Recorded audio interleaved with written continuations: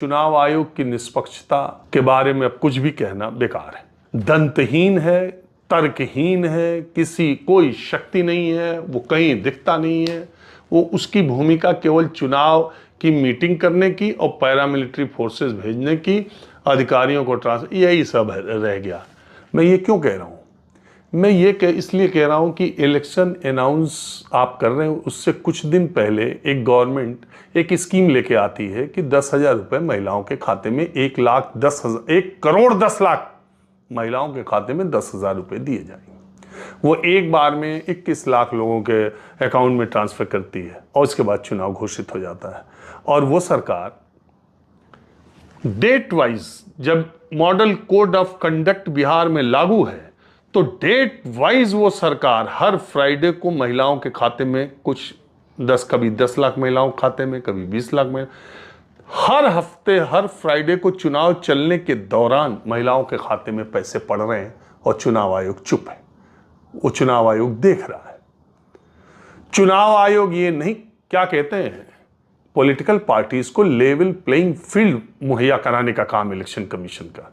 अब आप बताइए, परसों चुनाव होना है और फ्राइडे के अकाउंट में अगर 12 लाख महिलाओं के अकाउंट में 10,000 आया है और वो पांच महिला से कहती है कि मेरे 10,000 आ गए, तुम्हारे कब आएंगे? मेरे तो नहीं, कहे तुम्हारे अगले आ जाएंगे, नीतीश जी की सरकार रहेगी तो अभी तो तुम्हारे चुनाव से पहले ही आ जाएंगे और तुम्हारे भी आ जाए। फॉर्म भर दिया, देखो हमने भरा था, हमारा पिछली बार नहीं आया, इस बार आया, तो तुम्हारा अगले वीक आएगा और तुम्हारा अगले वीक आएगा।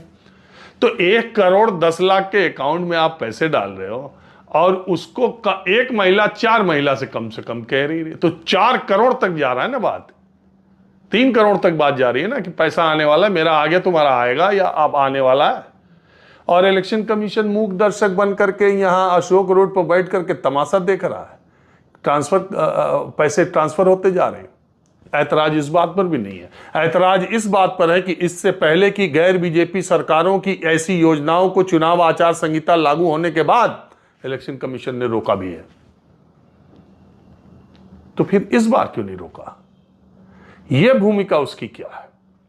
अगर आप हरियाणा और महाराष्ट्र के चुनाव की बात करते हैं, मैं राहुल गांधी जो वोट चोरी की बात करते हैं, उनके तर्क, उनकी टीम, उनकी बातों, उस पर मैं नहीं जाता हूं। चुनाव आयोग को जवाब देना चाहिए।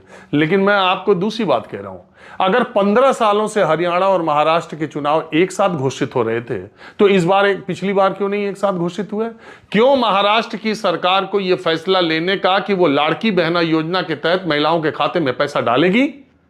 यह ऐलान हुआ, उसके बाद उसको 3 महीने का मौका दिया गया कि